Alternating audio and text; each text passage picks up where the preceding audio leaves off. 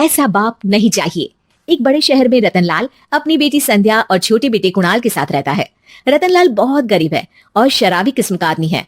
वो रिक्शा चलाकर अपना जीवन यापन कर रहा है। रतनलाल एक अधेड़ उम्र के आदमी योगेश्वर को कभी कभी अपनी रिक्शा से मार्केट या मंदिर छोड़ता है और कभी कभी बाजार से उसका सामान भी ले आता है। एक दिन रतनलाल योगेश्वर से कहता है, साहब आपके पास गाड़ी है, फिर भी आप कभी कभी रिक्शा से क्यों जाते हो? इन शहर की गलियों को आराम से देखना मुझे बहुत पसंद है। ठीक है साहब, मैं चलता हूँ, कल फिर आऊंगा। अरे रतनलाल रुको तो, मैंने सुना है कि तुम अपनी बेटी को कुछ पैसों के बदले किसी को दे रहे हो। अभी किसी को बेचे नहीं तो क्या करे साहब, एक छोटा बेटा है, उसको पढ़ाना भी है, उसकी देखभाल भी करनी है, और अगर मैं बेटी को घर में रखूंगा तो उसकी शादी कैसे करूंगा साहब। तुमको कितने पैसे मिल रहे हैं? अब 50,000 साहब। देखो मैं तुमको पूरे 20 लाख रुपए देता हूँ, तुम अपनी बेटी संध्या को मुझे दे दो। हैं? 20 लाख? धन्यवाद साहब, धन्यवाद, मैं कल ही उसे आपके पास छोड़ जाऊंगा साहब। अगले दिन रतनलाल संध्या को हमेशा के लिए योगेश्वर के यहाँ छोड़ आता है और बदले में 20 लाख रुपए लेकर घर आ जाता है। रतनलाल जिंदगी में पहली बार इतने पैसे पाकर बौखला गया। उसने एक अच्छा घर लिया। कुणाल, अब हमें कोई चिंता नहीं है, तू अब अच्छे से पढ़, खूब मन लगाकर पढ़ाई करना। पापा मुझे पढ़ाई करना अच्छा नहीं लगता। अरे तूने अगर ज्यादा बकवास की ना तो बहुत मारूंगा। कल से तू अच्छे स्कूल में जाएगा तो जाएगा, हाँ बस। कुणाल का एडमिशन एक अच्छे स्कूल में हो जाता है, लेकिन आए दिन स्कूल से शिकायत आती ही रहती है। 10 साल बाद एक दिन प्रिंसिपल मैडम रतनलाल को स्कूल में बुलाती है। रतनलाल, आपका बेटा कुणाल बहुत आवारा हो गया है और ये बिल्कुल भी पढ़ाई नहीं करता है, बल्कि उसका दिमाग गलत कामों में जा रहा है। अब मैं उससे बात करूंगा मैडम। ठीक है, आज ये आखिरी मौका है, अगली बार तो मैं उसे स्कूल से ही बाहर निकाल दूंगी। रतनलाल घर आ जाता है और कुणाल से कहता है, कुणाल बेटा, मैं तुम्हारे ऊपर इतना पैसा लगा रहा हूँ, फिर भी तुम स्कूल में सही से क्यों नहीं पढ़ते हो? आप तो रहने ही दीजिए, मैं सब जानता हूँ कि ये पैसा कहाँ से आया है, और वैसे भी अब ये पैसा मेरा है, मेरा जो भी मन होगा मैं करूंगा। आज के बाद मैं कभी स्कूल नहीं जाने वाला। रतनलाल को अपनी बेटी की याद आती है और वो रोने लगता है। 5 साल बाद कुणाल एक दिन एक लड़की को शादी करके घर ले आता है। पिताजी, ये मेरी पत्नी है स्वीटी। तुमने शादी कर ली? हाँ शादी कर ली मैंने, दिखाई नहीं दे रहा? और अब से आप फिर से कमाना शुरू कर दो, बहुत बैठ कर खा लिया।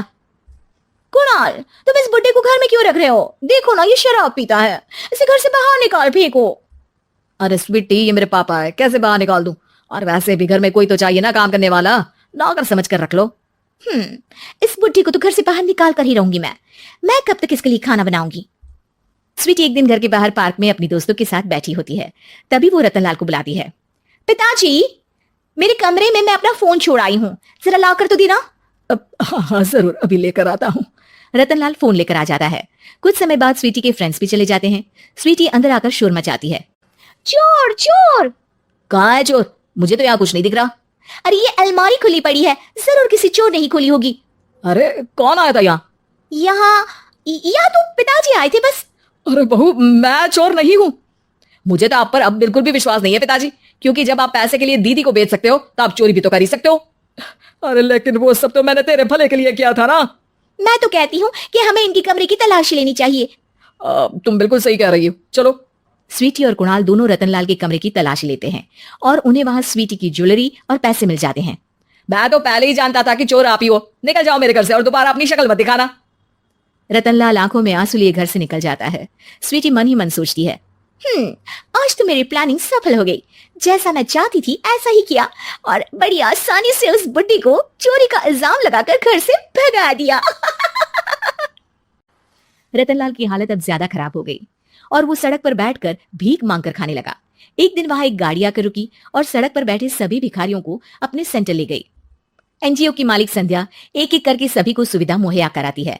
तभी उसकी नजर रतनलाल पर पड़ती है। पिताजी। संध्या तू? पिताजी, आपकी ये हालत कैसे हुई? ये सब मेरे बुरे कर्मों की सजा है जो मुझे मिल रही है, मुझे माफ कर दे बेटी।